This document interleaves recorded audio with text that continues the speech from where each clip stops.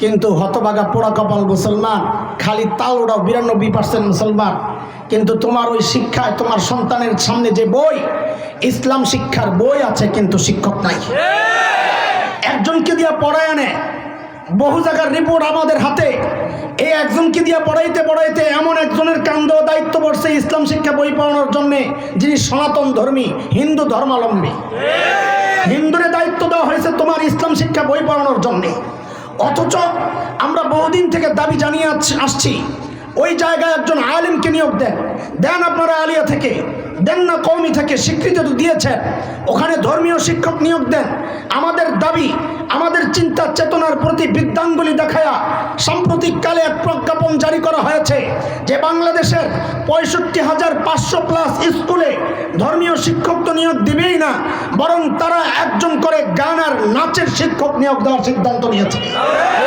শুধু তাই নয়, 1% ট্রান্সজেন্ডার, যার বিরুদ্ধে ওলামাদের দিনদার এবং সুস্থ চরিত্রের মানুষের প্রতিবাদ। ট্রান্সজেন্ডার এটা একটা মস্তিষ্ক বিকৃত মানুষের কাজ, তাদেরকে 1% হিসাবে শিক্ষক নিয়োগ দেওয়ার সিদ্ধান্ত হয়েছে। আপনার সন্তান ওই চরিত্রহীন সমকামী ট্রান্সজেন্ডারের সামনে বসবে পড়ার জন্যে, যেই সন্তানকে দিন শেখানোর কথা, যেই সন্তানকে কোরআন শেখানোর কথা, 92% মুসলমানের ট্যাক্সের টাকায় আজকাল আমার সন্তানকে গানের শিক্ষক নিয়োগ দেওয়া, তার বেতনের ব্যবস্থা করছে। অমুসলমান, সব জায়গায় মিনমিন করার সুযোগ নাই, সব জায়গায় আলেমের বিরোধিতার সুযোগ নাই, ওটা রাজনৈতিক মাঠে যাওয়া করবেন। এমন বিষয় যদি আসে, অস্তিত্বের প্রশ্ন যদি আসে, চিন্তা চেতনা আকীদা বিশ্বাসের প্রশ্ন যদি আসে, আলেমের সাথে বিরোধিতা না করে আলেমের হাতে হাত রেখে কাঁধে কাঁধ মিলিয়ে মুষ্টিবদ্ধ হাত উঠিয়ে একসাথে উচ্চারণ করতে হবে, বাংলাদেশে নাস্তিকতার চর্চা করতে দেওয়া হবে না।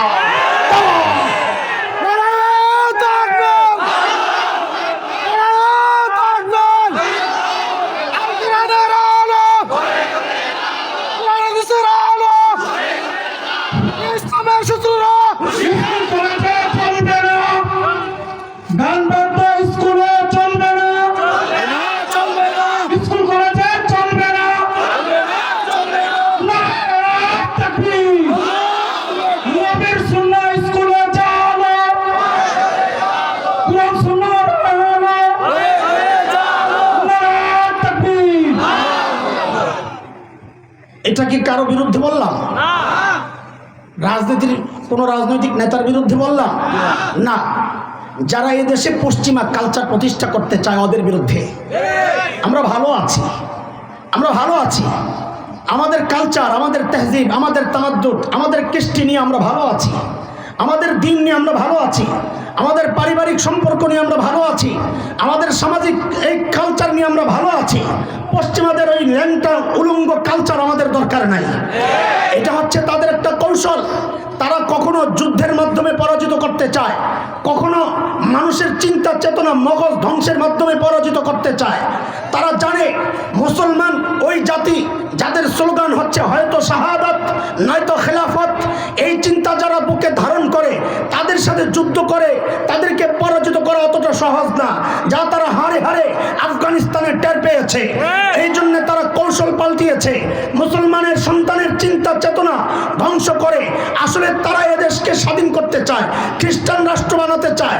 ও দোস্ত, আপনি পূর্ব তিমুরের ইতিহাস পড়েন, দেখেন সেখানে ইন্দোনেশিয়া থেকে কিভাবে আলাদা করা হয়েছিল। দক্ষিণ সুদানের ইতিহাস পড়েন, যা দেখেন সুদান থেকে তেল সমৃদ্ধ দক্ষিণ সুদানকে কিভাবে আলাদা করা হয়েছিল। বাংলাদেশের পার্বত্য অঞ্চল, উত্তরবঙ্গ, নানান জায়গায় তারা তাদের সমস্ত রকমের আস্তানা শক্তিশালী করার মাধ্যমে এই মানচিত্র টুকরা টুকরা করতে চায়। স্পষ্ট জানায়া দিতে চাই, রক্তে কেনা এই স্বাধীনতা প্রয়োজনে রক্ত দিয়ে রক্ষা করা হবে। ৭১ দেশ মুক্তির জন্য একবার মুক্তিযুদ্ধ হয়েছে, দেশ রক্ষা ইমান রক্ষা, যদি আরেকটি যুদ্ধের প্রয়োজন হয় আবার যুদ্ধ হবে, আবার রাসূলাম মিন আনফুসিহিম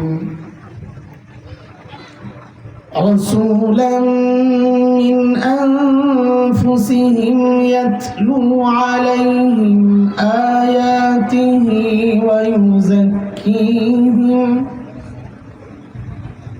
ইউযাক্কিহিম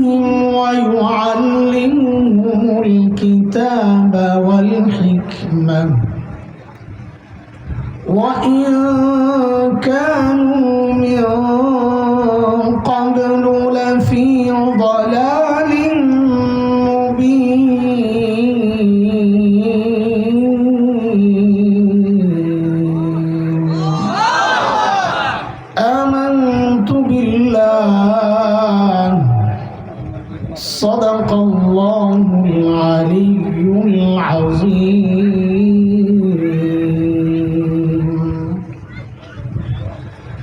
দারুন নাজাত আল ইসলামিয়া মাদ্রাসার হাফেজ ছাত্রদের দস্তারবন্দি উপলক্ষে আয়োজিত আজকের এই ওয়াজ ও দোয়া মাহফিলের মুহতারাম সভাপতি, অতিথিবৃন্দ, হযরত উলামায়ে কেরাম, মুরব্বিয়ানে আযম, দূর দূরান্ত থেকে আগত ইসলাম প্রিয় সুধী সমাজ, প্রিয় ছাত্র ভাইয়েরা, যুবক বন্ধুরা, পর্দার আড়ালের মা ও বোন, আল্লাহ সুবহানাহু ওয়া তাআলার অশেষ মেহেরবানি, করুণা, দয়া, যে মহান মালিক লাখো কোটি মানুষ থেকে বাছাই করে দিনই এই মাহফিলে আমাকে আপনাকে আসার বসার কিছু কথা বলা ও শোনার তৌফিক দান করেছেন। সেজন্য মহান রবের শুকরিয়া আদায় করি, জবান খুলে প্রাণ খুলে কালিমাতুশ শুকর উচ্চারণ করি, আলহামদুলিল্লাহ।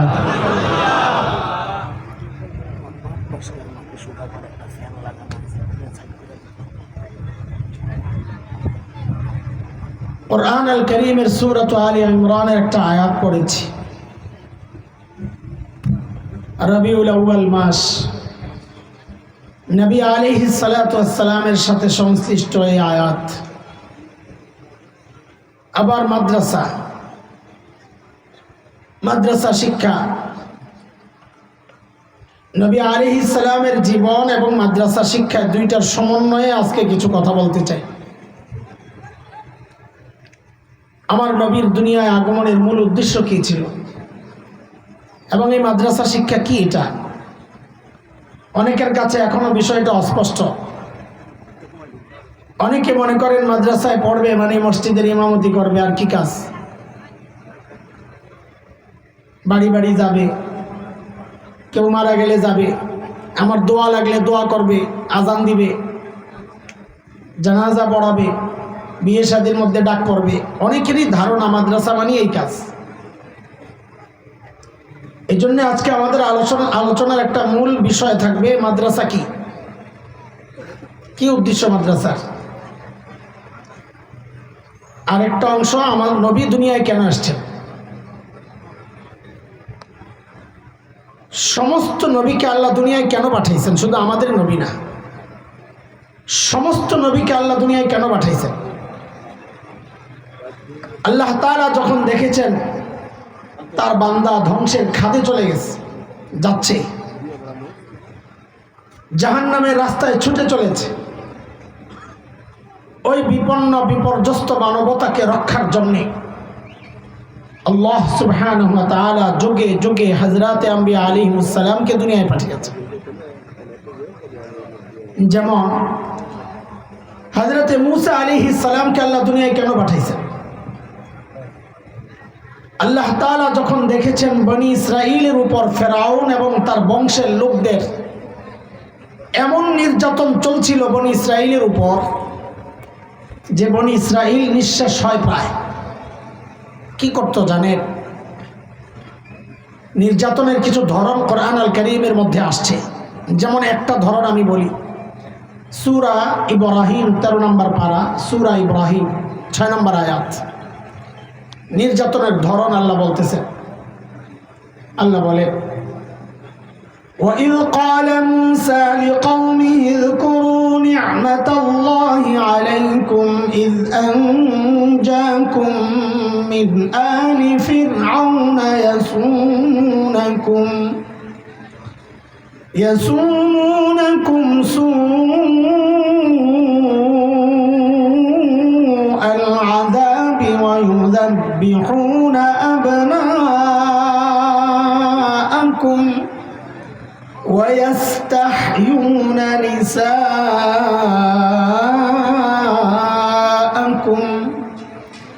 وَفِي ذَلِكُمْ بَلَاءٌ مِّن رَّبِّكُمْ عَظِيمٌ।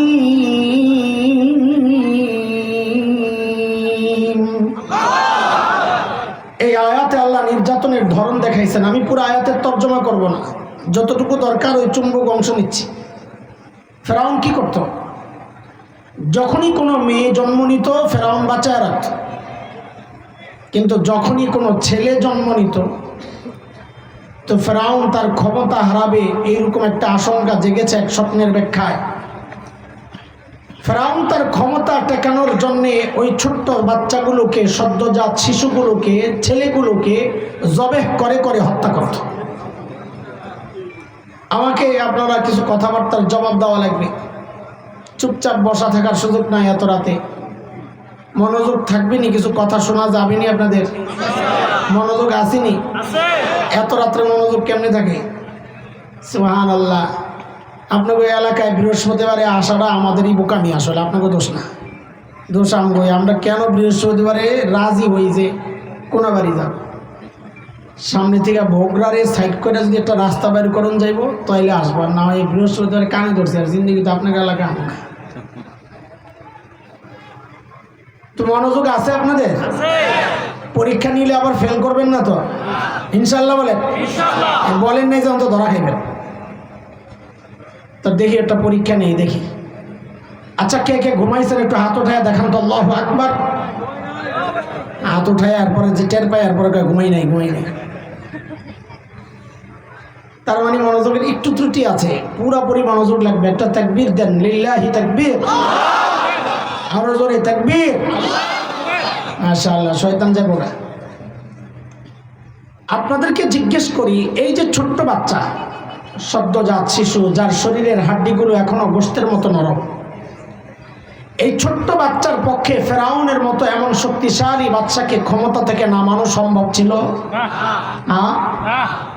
তাইলে ফেরাউন এই ছোট্ট বাচ্চাকে এত ভয় পেত কেন? কারণটা কি? এটা আল্লাহ তাআলার একটা সিস্টেম।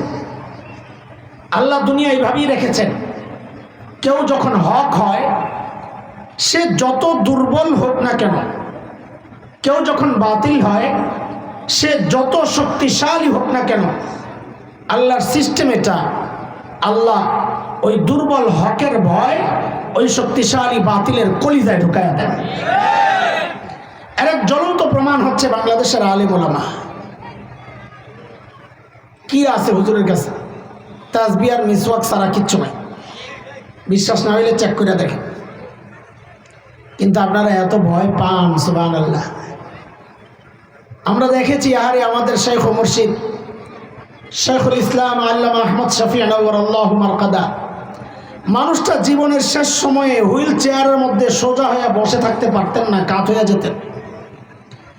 আল্লামা হাফেজ জুনায়েদ বাবুনগরী রাহিমাহুল্লাহ, মানুষটা সোজা হয়ে দাঁড়াতে পারতেন না, পা কাজ করতো না। অথচ আমরা দেখেছি এই দুর্বল মানুষগুলোর ভয়ে শুধু বাংলাদেশ না, সারা দুনিয়ার মানুষ থাকতো অস্থির, কখন কোনটা ঘটায় দেয়। ঠিক নেই কথা? এত ভয় কেন পাইছে? এটা আল্লাহর সিস্টেম। যেহেতু মানুষ হক, এই জন্য আল্লাহ হকের ভয় দুর্বল হলেও শক্তিশালী তাগুতের কলিজায় ঢুকাইয়া দিয়েছেন। এ পর্যন্ত কথা বুঝেছেন? আমার কথা বুঝে বুঝে আগাইতে হবে, আমাকেও বুঝাইয়া বুঝাইয়া আগাইতে হয়। এলোমেলো কথা বলতে পারবো না। আপনাদেরকে শুরুতেই বলি, যতক্ষণ থাকবেন মনোযোগ দিয়ে শুনবেন, মাল না লাগলে যাবেন না, যায় ঘুমান, ফজর নামাজ কাজা করেন না। আমাকে দুইটা প্রশ্নের জবাব দেন, তাহলে কথা আগানো সহজ হবে আমার। আমি একটু সিস্টেম করে করে আগাইতে হয়, একটু একটু করে বুঝাইয়া বুঝাইয়া, ভূমিকা সাজাইয়া, এরপর একটা দূর মারব ইনশাআল্লাহ। আচ্ছা বলেন তো, রোগী যদি ছোট হয়, ধরেন আমার ভাইয়ের ঠান্ডা জ্বর সর্দি, আমারও একই অবস্থা। এই ছোট্ট রোগের চিকিৎসার জন্য মানুষ যাবে কোথায়? এলাকার ডাক্তার না দেশের সবচাইতে বড় ডাক্তার? হ্যাঁ, মাশাআল্লাহ। কিন্তু রোগী যদি বড় হয়, তাও কে এলাকার ডাক্তারের কাছে যাবে না? বড় ডাক্তার। কত বড় রোগী যত বড়, মানুষ ডাক্তারও তালাশ করবে তত বড়। ঠিক কিনা বলেন? আমাকে একটা প্রশ্নের জবাব দেন, আরেকটা। সর্বশ্রেষ্ঠ রসুল কে বলেন? সাল্লাল্লাহু আলাইহি ওয়াসাল্লাম। আমাদের রসুল সাল্লাল্লাহু আলাইহি ওয়াসাল্লাম সর্বশ্রেষ্ঠ রসুল। এই দুইটা প্রশ্ন যে করেছি, দুইটারে মিলে তৃতীয় একটা বিষয় বের করি, ফলাফল। যেহেতু আল্লাহ তাআলা সমস্ত নবীকে দুনিয়ায় পাঠিয়েছেন দুনিয়ার অসুস্থ মানুষের চিকিৎসার জন্য, আত্মার চিকিৎসা, তাইলে বোঝা গেল আল্লাহ সর্বশ্রেষ্ঠ রসুলকে ওই যুগেই পাঠাইছেন যেই যুগের মানুষগুলো ছিল মানব ইতিহাসের সবচাইতে জঘন্য আর খারাপ মানুষ। কেমনে বুঝলেন?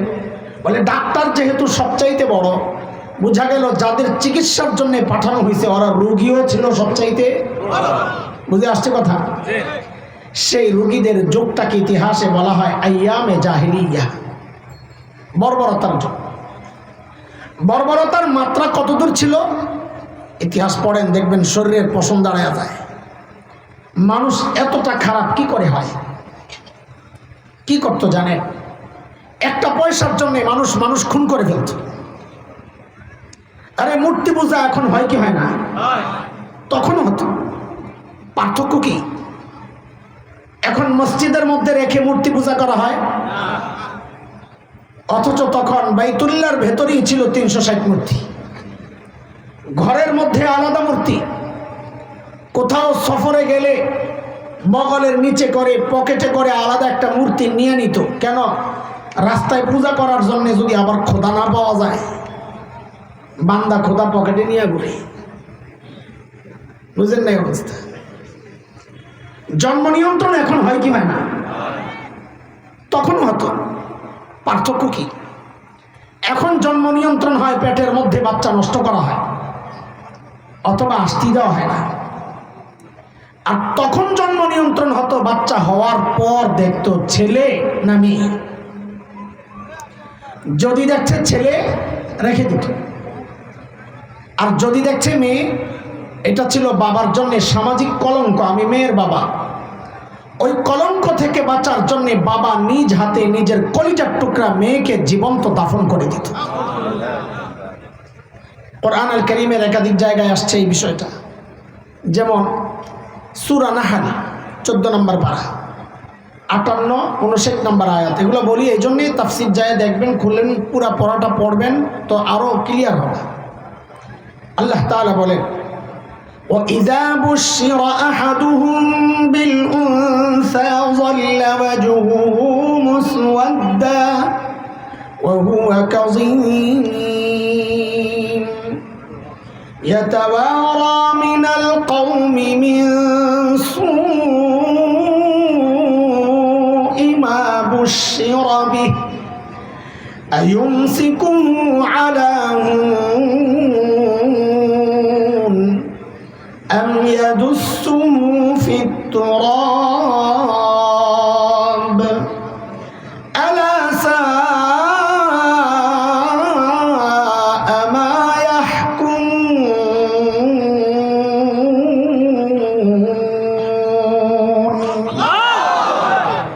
এই ছিল আরবের সামাজিক অবস্থা। মানুষগুলো এতটা, খুব মনোযোগ, আমি খুব সহজে আমার জায়গায় পৌঁছে যাব এবং ফিনিশিং দিব ইনশাআল্লাহ, চেষ্টা করব। এই কথাগুলো বুঝেন, মানুষগুলো এতটা খারাপ কেন হয়েছে, কারণটা কি? আমাদের দেওবন্দ মাদ্রাসার প্রায় 55 বছরের প্রিন্সিপাল ছিলেন হাকিমুল ইসলাম কারি তৈয়ব রহমতুল্লাহ আলাইহি। হযরত বলেছেন, মানুষগুলো এতটা খারাপ হওয়ার পেছনের মৌলিক কারণ ছিল দুইটা। কয়টা বলেন? এখান থেকে একদম মুখস্থ করে করে আগাবেন ইনশাআল্লাহ। হ্যাঁ বলেন, মৌলিক সমস্যা ছিল কয়টা ওই সময়? 1 নম্বর ছিল জাহালত, মূর্খতা, লেখাপড়া ছিল না। 2 নম্বর ছিল চারিত্রিক অধপতন, চরিত্র খারাপ। দেখেন এই দুইটা সমস্যা এমন ভয়ঙ্কর, একটাও যদি কারোর মধ্যে থাকে সেও অপরাধ করে। যেমন আপনাদেরকে বুঝাই, একজন ইঞ্জিনিয়ার সে শিক্ষিত না মূর্খ? লেখাপড়া করছে না করে নাই? বরং আমরা জানি এই মেডিকেল এবং এই বুয়েট বা ইঞ্জিনিয়ারিং ইউনিভার্সিটি যেগুলো আছে, মেধাবী ছেলেরাই পড়তে যায়, তাই না? তা একজন ইঞ্জিনিয়ার তো শিক্ষিত, লেখাপড়া করেছে, কিন্তু আমরা গত টার্মে দেখেছি এক ইঞ্জিনিয়ার সাহেব ব্রিজ বানানোর কন্ট্রাক্টরই পাইছে, পায়া রডের বদলে বাঁশ ঢুকাইয়া দিস। শোনেন নাই? আচ্ছা, ও কি জানতো না এখানে রড ঢুকাইতে হবে? তো বাঁশ কেন ঢুকাইছে? এই অপরাধ কেন করলো? লেখাপড়া না জানার কারণে না, চরিত্র খারাপ। এই মৌলিক দুই সমস্যা মনে রাখেন, কিয়ামত পর্যন্ত এই সমাজের যত সমস্যা আসবে সমস্ত সমস্যার পেছনের মৌলিক কারণই দুইটাই, হয় লেখাপড়া নাই অথবা চরিত্র খারাপ, কিয়ামত পর্যন্ত। তাহলে বলেন সমস্যা কয়টা? এই মৌলিক দুই সমস্যার সংশোধনের জন্যে, সমাধানের জন্যে, মোকাবেলার জন্যে আল্লাহ সুবহানাহু ওয়া তাআলা সর্বশ্রেষ্ঠ রসুল মুহাম্মদুর রাসূলুল্লাহ সাল্লাল্লাহু আলাইহি ওয়াসাল্লামকে মৌলিক দুইটা সমাধান দিয়ে দুনিয়ায় পাঠাইছেন। বলেন তো সমস্যা কয়টা? সমাধান বলেন আমার সাথে, এই দুইটা কথা একটু বারবার বলেন। সমস্যা কয়টা? সমাধান। কিয়ামত পর্যন্ত সমস্যা যেমন এই দুইটাই থাকবে, যত অপরাধ আছে মনে রেখেন এর সমাধান ওই দুইটাই, যে দুই সমাধান নিয়ে আমার নবী দুনিয়া এসেছে। তা আবার বলেন সমস্যা কয়টা? সমাধান। আল্লাহর হাবিব নবুয়ত পেয়ে ঘোষণা দিলেন, ইন্নামা বুইসতু মুআল্লিমা বুইসতু লিউতাম্মিমা মাকারিমাল আখলাক।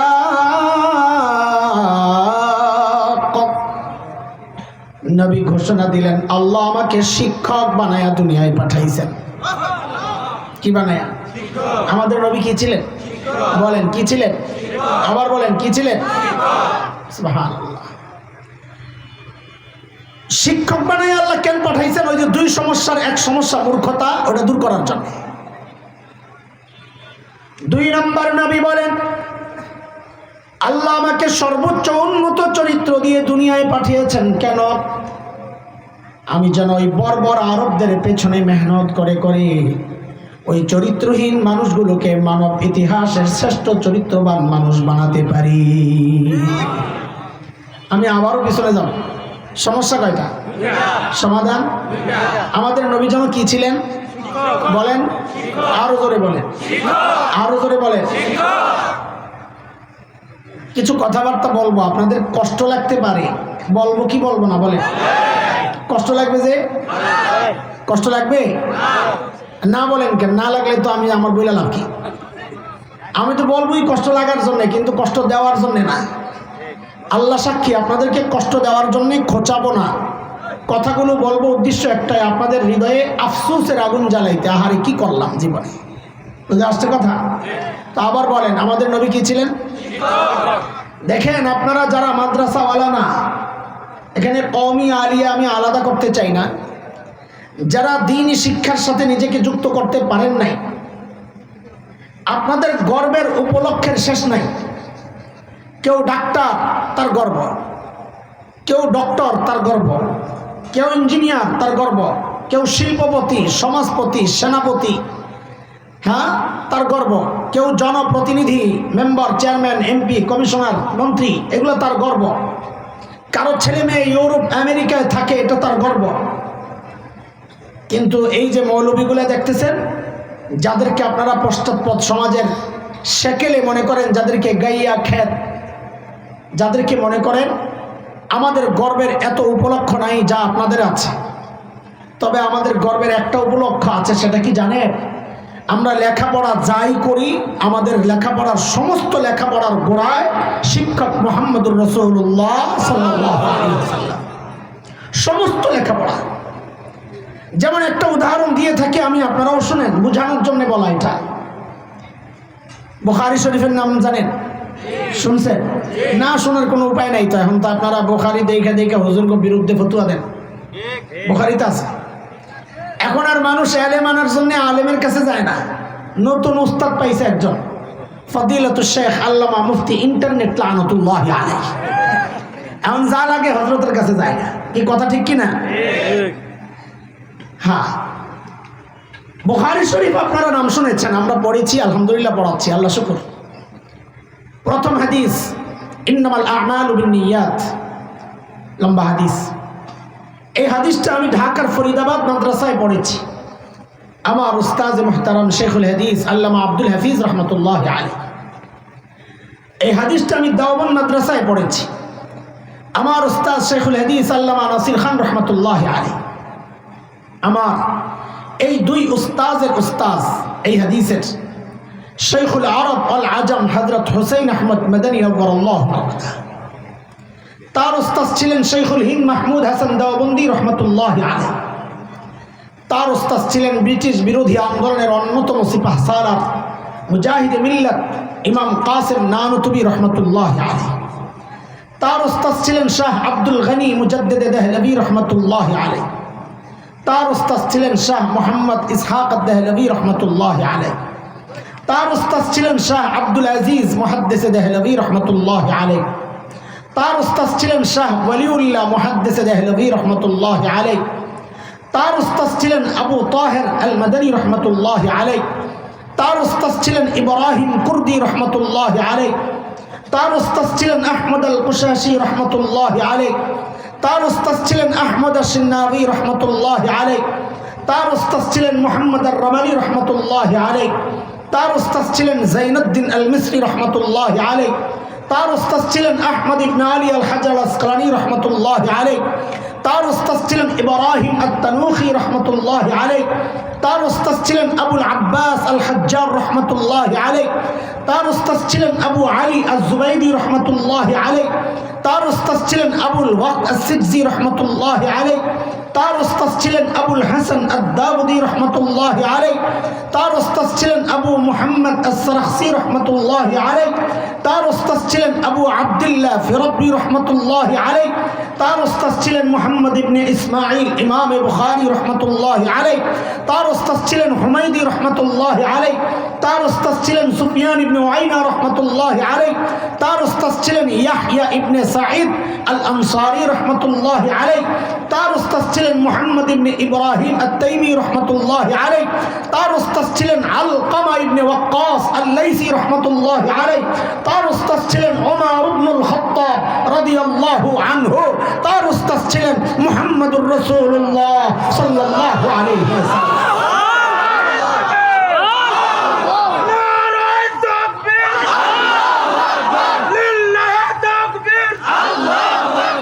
দোস্ত, এটা আমাদের গর্ব। আপনারা আমাদেরকে যাই মনে করেন, আমরা এই গর্বে আমরা গর্ব অনুভব করি, আমরা অন্তরের শান্তি অনুভব করি।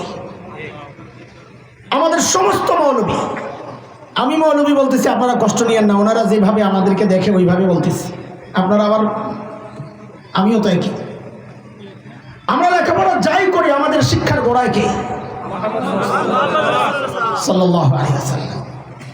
কিন্তু আপনারা তো অনেক লেখাপড়া করেন, শিক্ষিত মানুষ, আপনারা উচ্চ শিক্ষায় শিক্ষিত।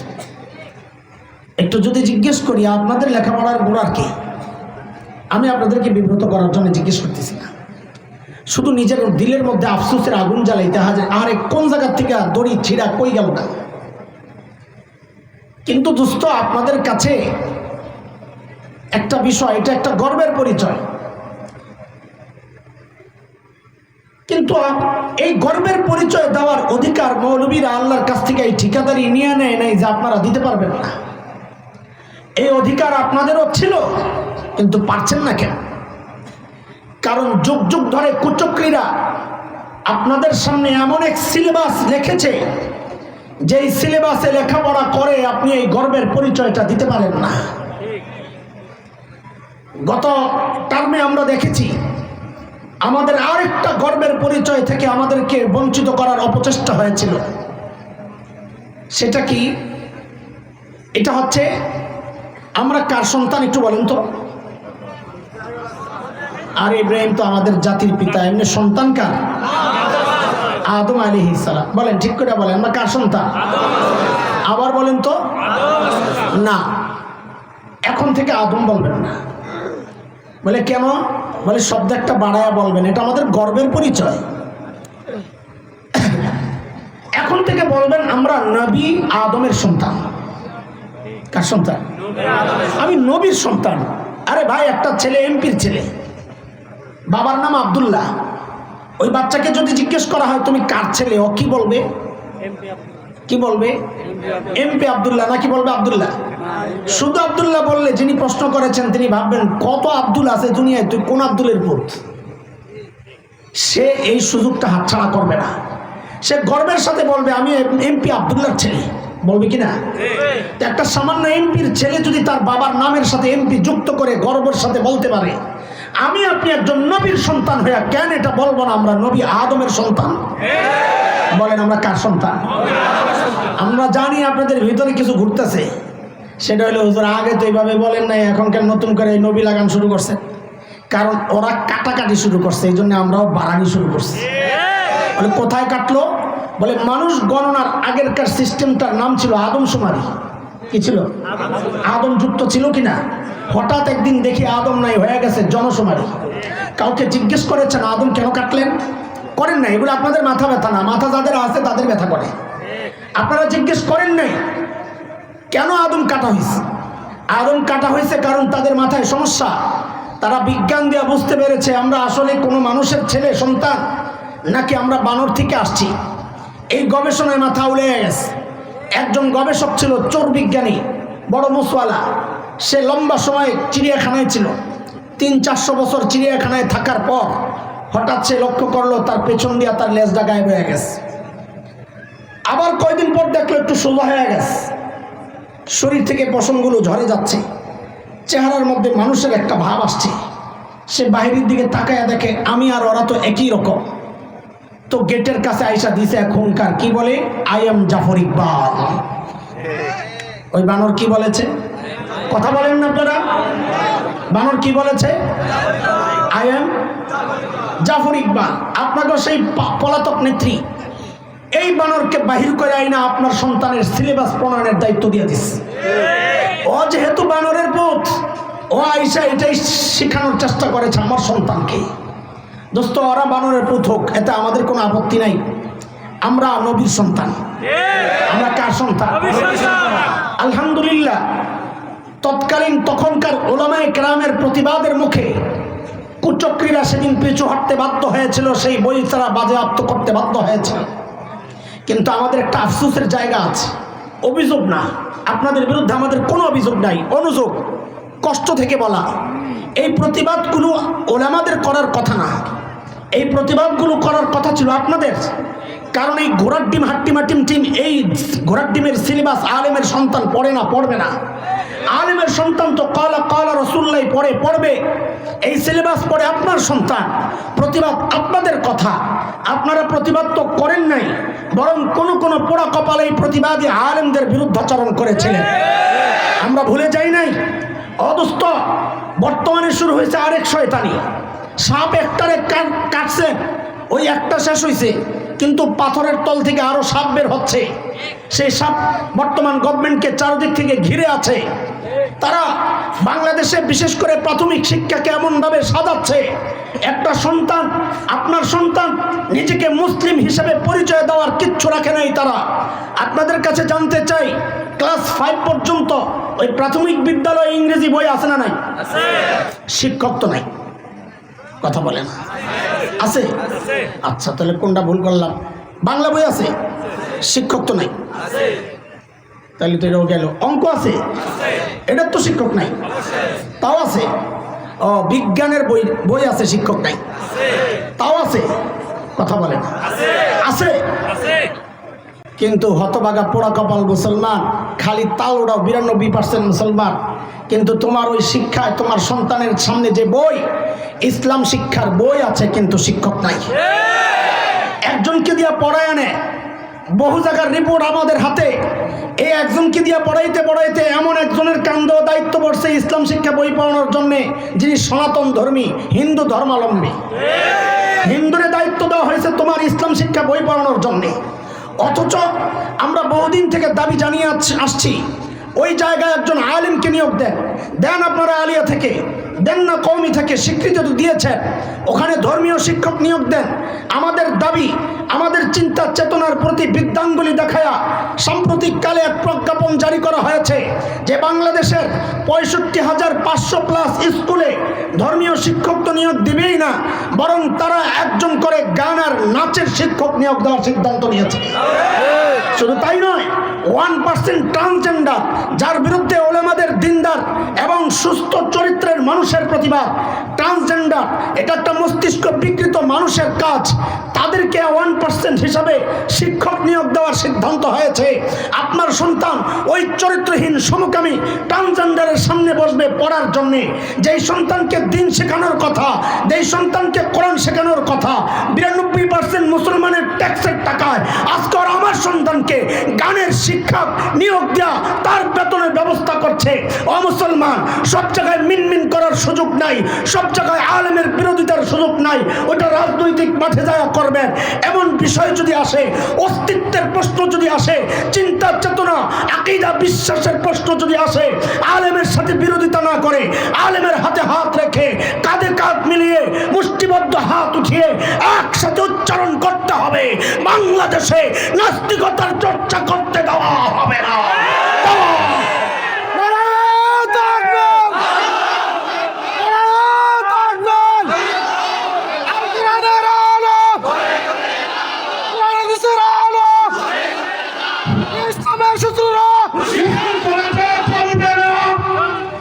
গান বাদ্য স্কুলে চলবে না,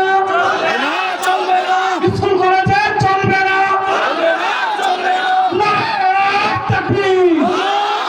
নবীর সুন্নাহ স্কুলে চলো, কোরআন সুন্নাহ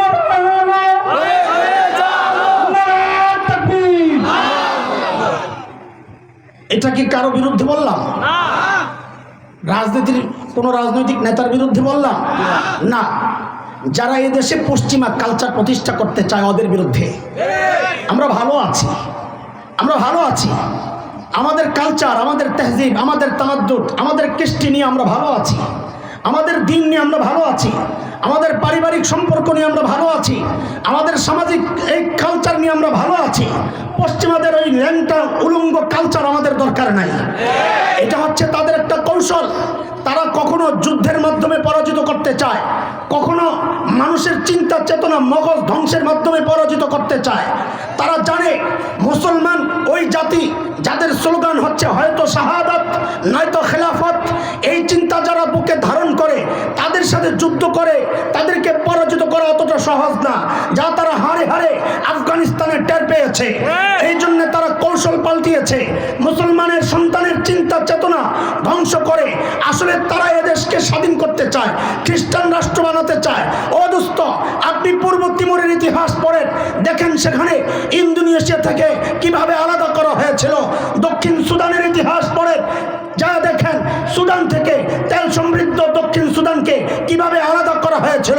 বাংলাদেশের পার্বত্য অঞ্চল, উত্তরবঙ্গ, নানান জায়গায় তারা তাদের সমস্ত রকমের আস্তানা শক্তিশালী করার মাধ্যমে এই মানচিত্র টুকরা টুকরা করতে চায়। স্পষ্ট জানায়া দিতে চাই, রক্তে কেনা এই স্বাধীনতা প্রয়োজনে রক্ত দিয়ে রক্ষা করা হবে। ৭১ দেশ মুক্তির জন্য একবার মুক্তিযুদ্ধ হয়েছে, দেশ রক্ষায় ঈমান রক্ষায় যদি আরেকটি যুদ্ধের প্রয়োজন হয় আবার যুদ্ধ হবে, আবার যুদ্ধ হবে।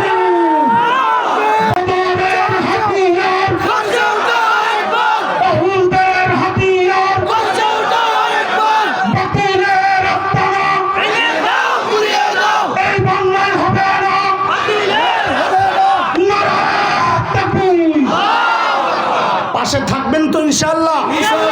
ওলামারা ডাকলে আসবেন তো ইনশাআল্লাহ? এটা আপনাদের জন্য, আমাদের জন্য না। এটা দেশের স্বাধীনতা সার্বভৌমত্ব টেকানোর জন্য। যারা স্বাধীনতায় বিশ্বাস করে তারা এই এনজিও গ্রুপগুলোকে, যারা বিদেশ থেকে টাকা এনে এনে এদেশের ট্রান্সজেন্ডারের মতো ভয়ঙ্কর বিষয় চাপাইয়া দিতে চায়, যারা বিদেশি টাকা এনে এদেশের সন্তানকে গান বাজনা শিখায়া ইসলাম থেকে দূরে সরাতে চায়, এদেরকে যে কোনো মূল্যে প্রতিরোধ করতে হবে ইনশাআল্লাহ। প্রস্তুত আছি ইনশাআল্লাহ? আল্লাহকে হাত উঠায়া দেখাও। আল্লাহু আকবার। আল্লাহ তুমি সাক্ষী থাকো, আল্লাহ সাক্ষী থাকো, আল্লাহ তুমি সাক্ষী থাকো। হাত নামান। বলছিলাম সমস্যা কয়টা মনে আসে না? ভুলে গেছে না? হ্যাঁ, লাইনে থাকা লাগবে। সমস্যা কয়টা? সমাধান আবার আবার সমস্যা সমাধান। আল্লাহর হাবিব ওই দুই সমাধান সহ যখন ওই বর্বর আরবদের পেছনে মেহনত করা শুরু করলেন, আহারি ওই বর্বরদের পরিচয় এখন পাল্টায় গেছে, ওরা আর এখন বর্বর নাই। বলে নতুন পরিচয় বলেন না, বলে আমি কি বলবো আল্লাহকে জিজ্ঞেস করো। মালিককে জিজ্ঞেস করলাম, মালিক ওই বর্বরদের নতুন পরিচয় বলেন। তো আল্লাহ জানাইয়া দিলেন, সীমাহুম ফি উজুহিহিম মিন আসারিস সুজুদ। আল্লাহ বললেন ওদের চেহারার মধ্যে সেজদার চিহ্ন পাইবা। বলে সেজদার চিহ্ন তো বাহির দিয়া, তার মানে বাহিরে ফিটফাট আবার ভেতরে সদরঘাট কিনা? আল্লাহ বলেন না না না, আমার নবীর সাহাবীরা বাহিরও এক নাম্বার ভিতরও এক নাম্বার। বলে ভিতরে এক নাম্বার আমরা বুঝবো কেমনে? তো আল্লাহ যেন জবাব দেন, তোমার বুঝার দরকার কি? আমি ওদের ভেতরের পরীক্ষা নিয়ে দেখছি, ওই পরীক্ষায় ওরা পাস। আমি ওদের তাকওয়ার পরীক্ষা নিয়েছি, দেখেছি ওই পরীক্ষায় ওরা, জোরে বলেন ওরা। কে বলেছেন? আরো জোরে কে বলেছেন? আল্লাহ বলছেন সূরা হুজুরাত আয়াত ৩, ইন্নাল্লাযীনা ইয়াগুদ্দুনা আসওয়াতাহুম ইনদা রাসূলিল্লাহ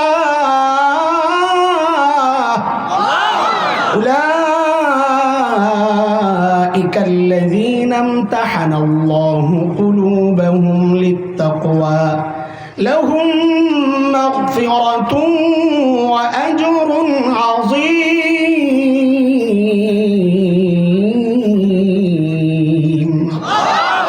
ও ভাই, আমি আপনি যে মুত্তাকি, পাশের মানুষ স্বীকার করে না।